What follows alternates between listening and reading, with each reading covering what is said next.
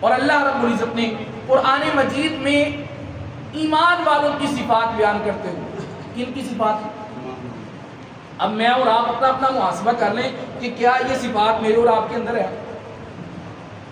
اگر ہیں یہ صفات تو اللہ کا لاکھ نہیں کروڑ مرتبہ شکر ادا کیا جائے، یا اللہ تیرا شکر ہے جو تو نے اپنے کلام کے اندر مومنین کی صفات بیان کی ہے وہ میرے اندر پائی جاتی ہے۔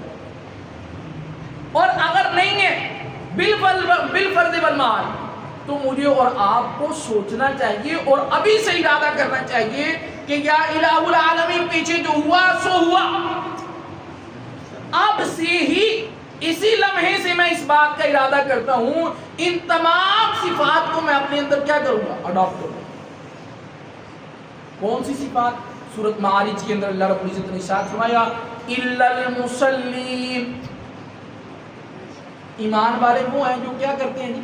نماز پڑھتے ہیں، اور صرف نماز نہیں پڑھتے، پھر آگے فرمایا الذین هم علی صلاتهم دائمون، 5 نمازاں فرض ہیں، 5 میں جو 3 پڑھ لیا، 5 جو 4 پڑھ لیا، 5 جو 1 پڑھ لینا، 5 کی 5 نمازیں پڑھتے ہیں، اور ایسا بھی نہیں کرتے جمعے والے دن 5 پڑھ لی باقی سارا ہفتہ چھٹی، ایسا بھی نہیں کرتے کہ سال میں رمضان مبارک کا مہینہ پڑھ لی باقی 11 مہینے چھٹی، نہیں، ہمیشہ وہ کیا کرتے ہیں؟ نماز پڑھتے ہیں۔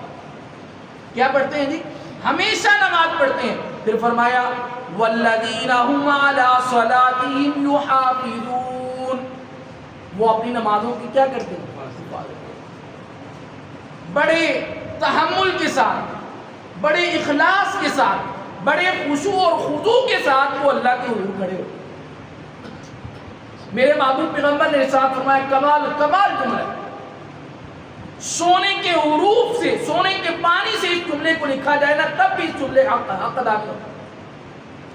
میرے محبوب نے فرمایا لوگوں نماز ایسے پڑھو جیسے تم اپنے رب کو دیکھ رہے ہو۔ کیسا لطف اندوز جملہ ہے کہ لوگوں نماز ایسی پڑھو جیسے تم اپنے رب کو دیکھ رہے ہو۔ میرے محبوب نے فرمایا اگر ایسی کیفیت پیدا نہیں ہوتی نا یار، کم از کم یہ کیفیت ہی بنا لو تمہارا رب تمہیں کیا کر رہا ہے۔ اور ایک اور حدیث مبارکہ میں رسول اللہ صلی اللہ علیہ وسلم ارشاد فرمایا جب بندہ مومن نماز کا ارادہ کر کے اللہ کے حضور کھڑا ہوتا ہے، اللہ رب العزت اس نماز پڑھنے والے کے لیے جنت کے سارے دروازوں کو کھولے، اور اس بندے اور رب کے درمیان جتنے پردے ہوتے ہیں اللہ سارے پردوں کو کیا کر دیتا ہے؟ جب نماز فرض ہوئی صحابہ کرام نے خوشیاں منائی۔ اگر اپنے جملے کے اندر یہ بات آپ کو سمجھانے کی کوشش کروں، صحابہ کرام نے جشن منایا، کس بات پر خوشیاں، کس بات پر جشن؟ یہ اتنا خوبصورت یہ اللہ نے ہمیں تحفہ دے دیا جو اللہ سے براہ راست مانگنے کا کیا ہے ذریعہ، اللہ سے کیا کرنے کا ذریعہ؟ براہ راست مانگنے کا ذریعہ اللہ نے ہمیں دے دیا۔ اور آج کے مسلمان کو اس بات کا احساس ہی کوئی نہیں، اور آج کا مسلمان مجھ سمیت اتنا نکمہ ہے دنیا کے ہر ایرے گہرے نتھو خیرے کام کو نماز کے اوپر فوقیت دے۔ نماز کا وقت ہے نہیں جائے گا، دکان کا مسئلہ، دکان بند کر لے۔ نماز کا وقت ہے، مجھے جو ہے وہ فلاں کام ہے، بچوں کو لینے جا رہے ہیں، بھئی نماز کا وقت ہے، تو بچوں کو لینے جا رہا ہے، بچوں کو لے کر آ جا، یا ان کو لینے کی جو ترتیب ہے پہلے بنا لے، نماز کے بعد کی بنا لے۔ دنیا کے ہر کام کے لیے بندہ جو ہے وہ پلان بناتا ہے۔ صبح بندے کو پتہ ہے میں نے جاب پر 8 بجے جانا ہے، سارے کام 8 سے پہلے کرے گا، کوئی جتنے مرضی ترلے کرتا رہے، منتیں کرتا رہے کہ سر 8 سے پہلے ممکن نہیں ہے، کہے گا ہوگا، تو کرے گا، تو نہیں تیرا باپ بھی کرے گا، میں نے 8 بجے آفس پہنچا۔ لیکن نماز کے لیے میں اور آپ ایسی ترتیبیں نہیں بناتے۔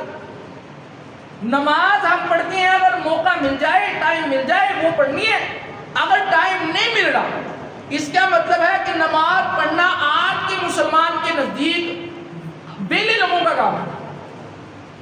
ایسا ہی ہے نا کہ آج کے مسلمان نے یہ سمجھا ہوا ہے کہ نماز وہ آدمی پڑھے گا جس کے پاس فری خاطر ٹائم ہے, کوئی کام کاج نہیں, ریٹائر ہو گئے, دنیا کے ہر کام سے ریٹائر ہو.